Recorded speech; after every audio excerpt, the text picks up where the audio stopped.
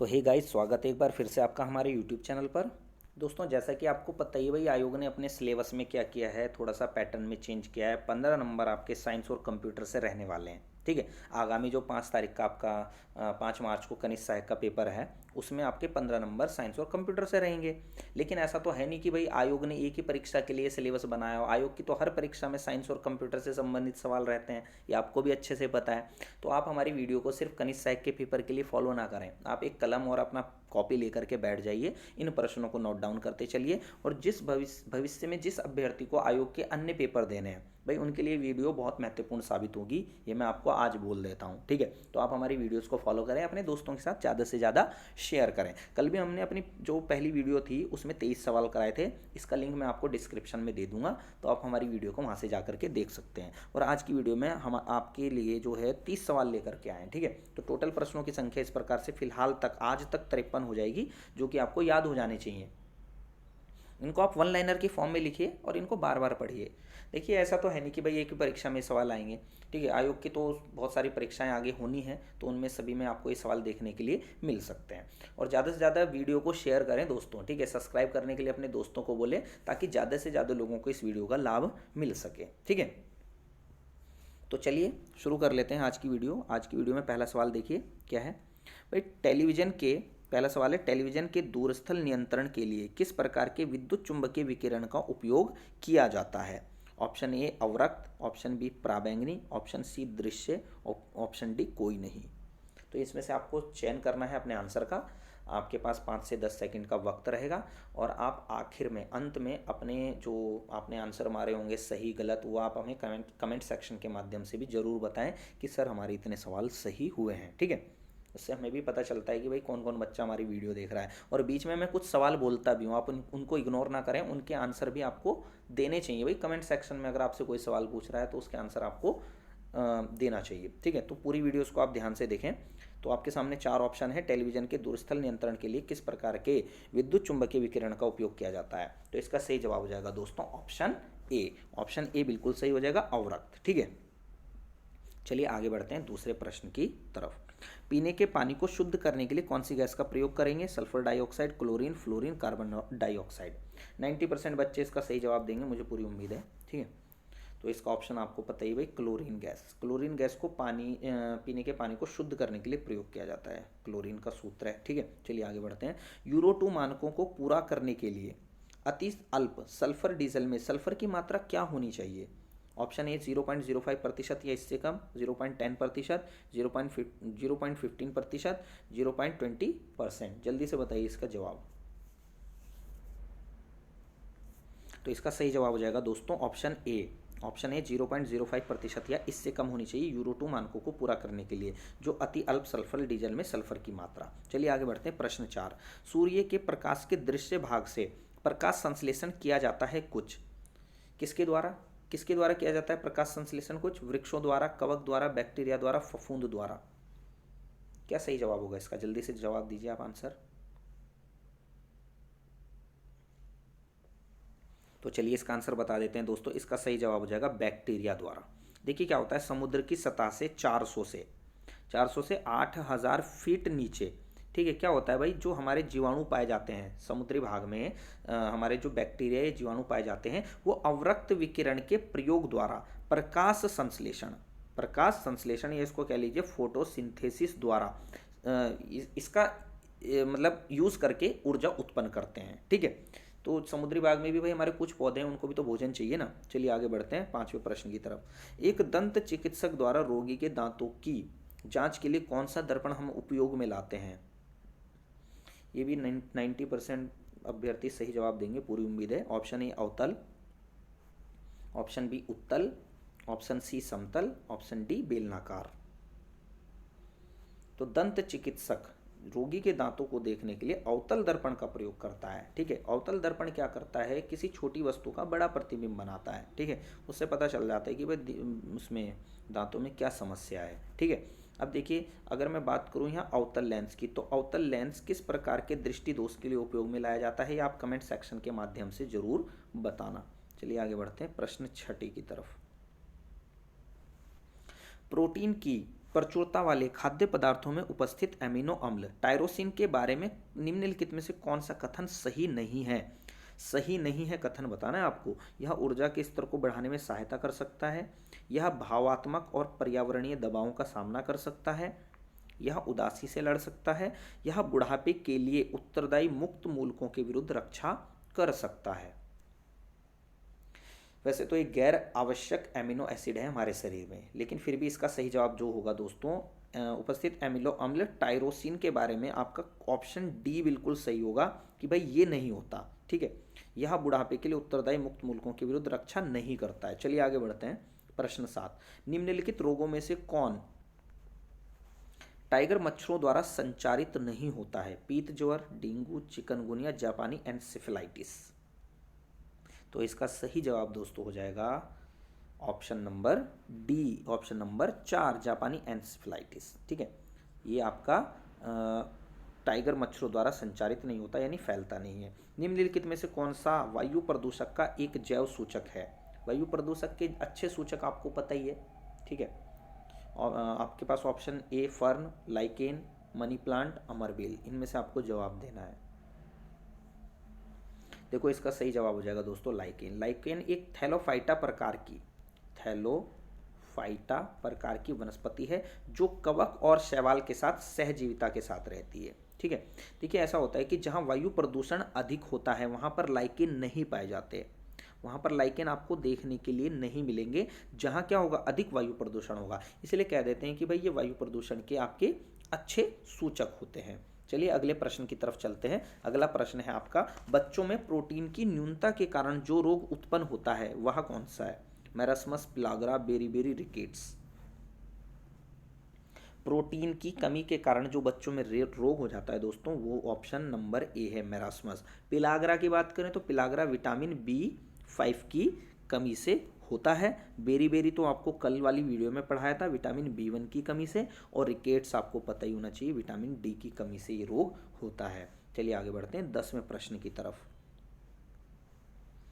निम्नलिखित वायु प्रदूषकों में से कौन रक्त धारा को दुष्प्रभावित कर मौत उत्पन्न कर सकता है? यानी यहाँ पर आपका एक तरह से जो शरीर में ब्लड फ्लो हो रहा है ना, तो उसको प्रभावित करके आपको मौत दे सकता है। कौन सा एक इसमें से वायु प्रदूषक? एस्बेस्टस धूल, कैडमियम, लेड और आपका कार्बन मोनोऑक्साइड। इसमें से आपको जवाब देना है, जल्दी से जवाब दीजिए दोस्तों। इसका सही जवाब हो जाएगा कार्बन मोनोऑक्साइड। और ये भी कल की वीडियो में आपको बताया था कि काफ़ी गंभीर ये हानिकारक वायु प्रदूषक है। ठीक है, चलिए आगे बढ़ते हैं। प्रशीतन खाद्य परिरक्षण में मदद करता है। जो हमारा घर में फ्रिज है वो एक तरह से आपके जो चीज़ें हैं, मतलब खाने की जो चीज़ें हैं उनको किस तरह से आपका काफ़ी लंबे समय तक सही रखता है?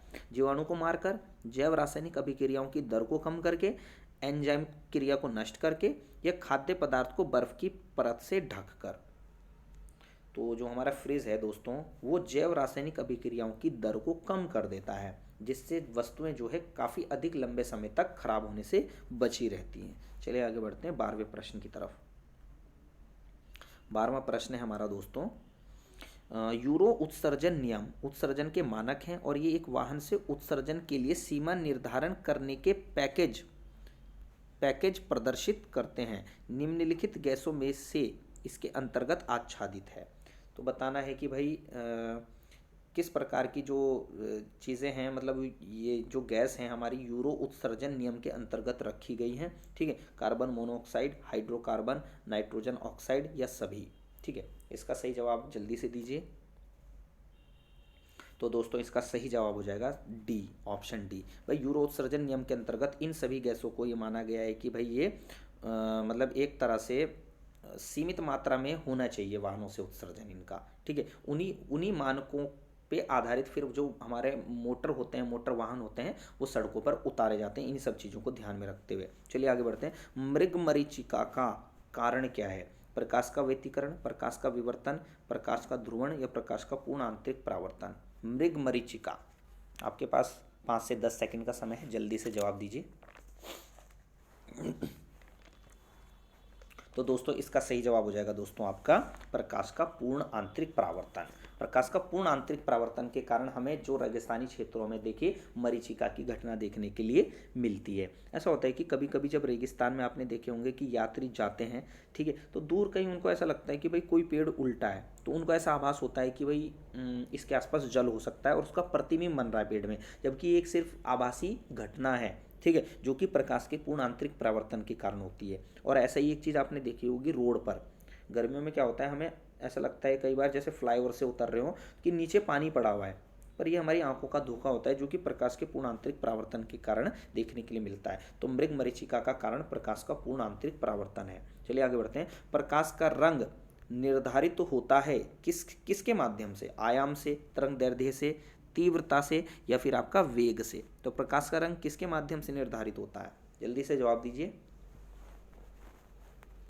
ऑप्शन बी, इसकी तरंग दैर्ध्य से निर्धारित होता है। हमारे एक वैज्ञानिक थे लॉर्ड रेले, ठीक है, लॉर्ड रेले क्या करता है, लॉर्ड रेले ने क्या बताया था, बोला कि किसी रंग का जो प्रकीर्णन है वो उसकी तरंग दैर्ध्य पर निर्भर करता है। किसी रंग का जो प्रकीर्णन होगा वो उसकी तरंग दैर्ध्य पर निर्भर करेगा।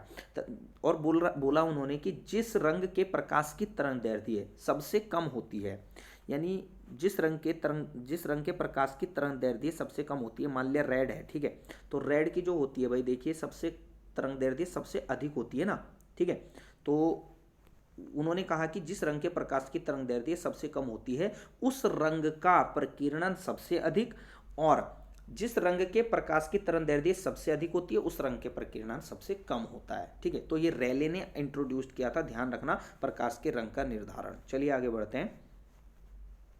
अगला प्रश्न है, प्राश्रव्य वे ध्वनियां हैं जिनकी आवृत्ति होती है 20,000 हर्ट्ज से अधिक, 10,000 हर्ट्ज से कम, 1,000 हर्ट्ज के बराबर, कोई नहीं। तो प्राश्रव्य ध्वनियां दोस्तों वो हैं जिन्हें मानव नहीं सुन सकता। कुछ विशेष जानवर जैसे कुत्ता, बिल्ली, ठीक है, कुत्ता, बिल्ली, चमगादड़, यही सब सब सुन सकते हैं, ठीक है। तो कुत्ता, बिल्ली, चमगादड़ ही इन ध्वनियों को सुन सकता है, और जो इसका सही जवाब होगा वो होगा 20,000 हर्ट्ज से अधिक। अब बात करें कि मानव कौन सी सुन सकता है, तो मानव सुन सकता है 20 हर्ट्ज से 20,000 हर्ट्ज के बीच की, ठीक है, इन ध्वनि तरंगों को सुन सकता है। चलिए आगे बढ़ते हैं। मिट्टी के घड़े में किस क्रिया के कारण जल ठंडा रहता है? द्रवण, वाष्पीकरण, ऊर्ध्वपातन, कोई नहीं। ये तो सही जवाब देंगे 90% बच्चे।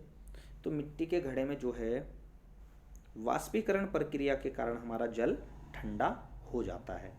वाष्पीकरण की प्रक्रिया क्या है, मतलब एक तरह से क्या होता है, देखा आपने घड़ा देखा होगा, ठीक है, घड़ा देखा होगा, तो इसमें ना छोटे छोटे छिद्र होते हैं, जो कि जल के अंदर ऊष्मा होती है ना, जो जल है इसके अंदर, उसके अंदर उसकी भी तो अपनी एक गुप्त ऊष्मा होगी, तो उस ऊष्मा को ये रिलीज जो जल करता है इन छेदों के माध्यम से वो बाहर भेज देता है, ठीक है। और क्या करता है फिर, एक तरह से ये जो जल अंदर का जल होता है वो पूरा तरह से क्या हो जाता है, ठंडा हो जाता है। इसी प्रक्रिया को हम वाष्पीकरण की प्रक्रिया कहते हैं। चलिए आगे बढ़ते हैं। लेजर एक युक्ति है जिसके द्वारा उत्पन्न किया जाता है स्वतः विकिरण, वर्ण विक्षेपित विकिरण, प्रकीर्ण विकिरण, उद्दीपित विकिरण।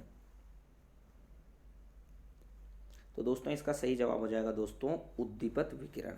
देखिए लेज़र को अगर बात करें कि मतलब लेज़र जो एक तरह से अस्तित्व में आया था, वैसे तो 1917 में आ गया था, पर 1917 में इसका एक तरह से सिर्फ चर्चा की गई थी इस पर ना, मतलब इसको पूरी तरह से इंट्रोड्यूस नहीं कर पाए थे। पर जो वास्तव में अगर बात करें लेज़र की खोज कब हुई थी, तो 1960 ईस्वी में लेज़र की खोज की गई थी, ठीक है।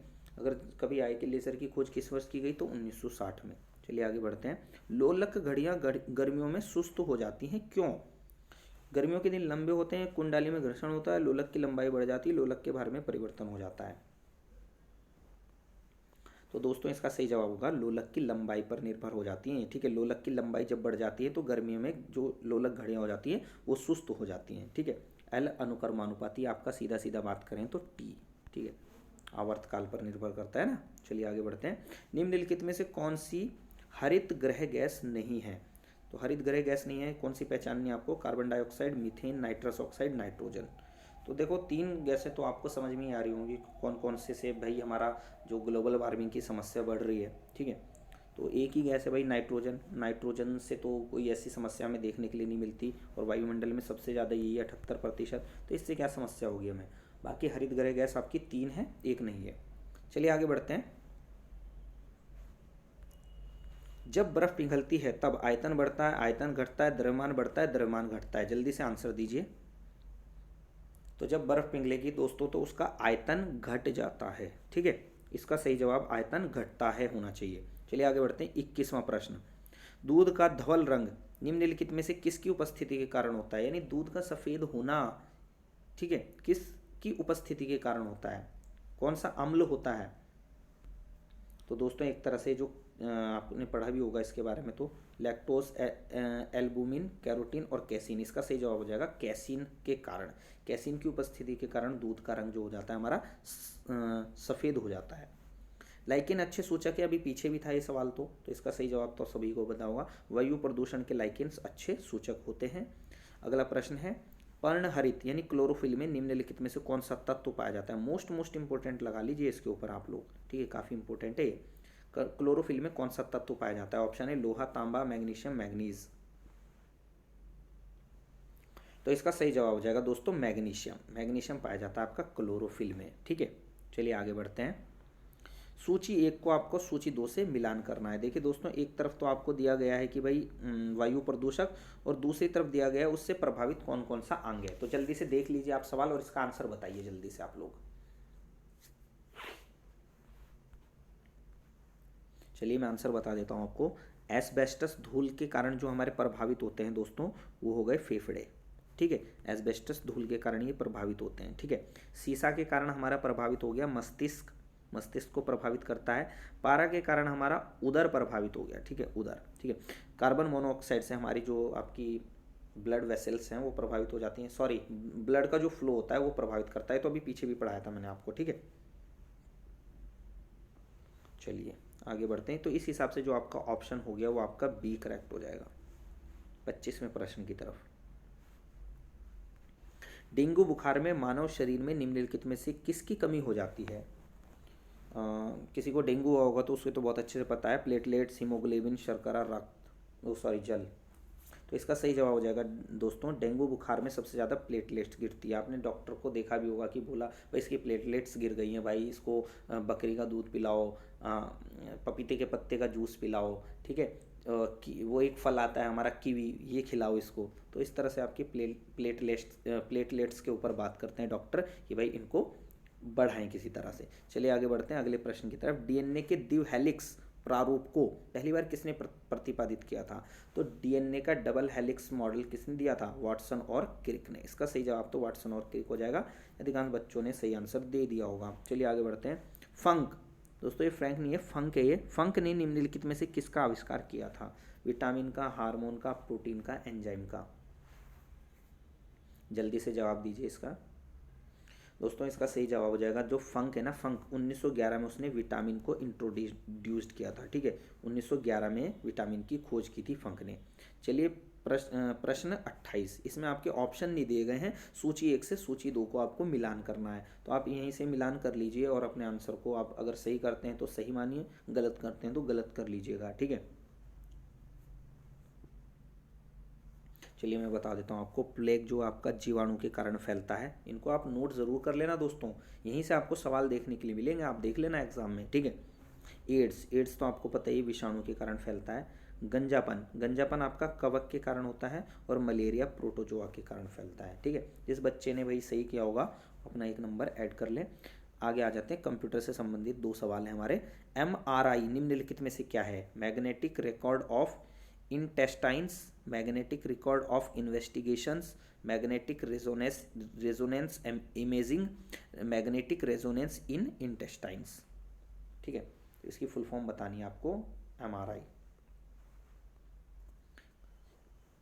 मैग्नेटिक रेजोनेंस इमेजिंग है। ठीक है, MRI वैसे ये आपका जो है चिकित्सा में ही उपयोग में किया जाता है, आपने कराया भी होगा MRI, तो आपको इसके बारे में पता होना चाहिए। आगे बढ़ते हैं। कंप्यूटर का सबसे महत्वपूर्ण भाग कौन सा है? कंप्यूटर का सबसे महत्वपूर्ण भाग CPU होगा, कीबोर्ड होगा, डिस्क होगा, प्रिंटर होगा? तो देखिए दोस्तों, इसमें आपको पता होना चाहिए कि भाई एक तरह से हमारा CPU जो है कंप्यूटर का वो दिमाग है ना, कंप्यूटर का दिमाग है। तो सबसे इम्पोर्टेंट पार्ट आपका यही होगा आपका इसमें ना। ठीक है दोस्तों, तो अब आप ज़रूर आप अपने आंसर को हमें बताइए कि भाई आपने कमेंट सेक्शन के माध्यम से कितने सवाल ठीक किए हैं, है ना। जिससे हमें अंदाज़ा लगे कि भाई बच्चे हमारी वीडियोस देख रहे हैं या नहीं देख रहे हैं, पता चल जाता है। और ये जो 53 सवाल आज तक हो गए हैं बच्चों, तो इनको आप ना अपनी कॉपी में ज़रूर लिख लेना, ये 53 सवाल। और आगे भी मैं आपको डेली इसी समय 5 से 8 बजे के बीच में एक वीडियो देता रहूँगा। तो आप उन प्रश्नों को नोट करते चलें और उनका अध्ययन करें। निश्चित आपको एग्ज़ाम में बहुत फ़ायदा मिलेगा, आप देखना। ठीक है, इन्हीं से प्रश्न बनने हैं, इसी तरह के प्रश्न आपके संभावित एग्ज़ाम में रहेंगे। ठीक है, तो तब तक के लिए दीजिए मुझे इजाज़त। मिलता हूँ कल अगली वीडियो में आपसे। कल फिर मुलाकात होगी। तब तक के लिए धन्यवाद। Good night, bye, take care.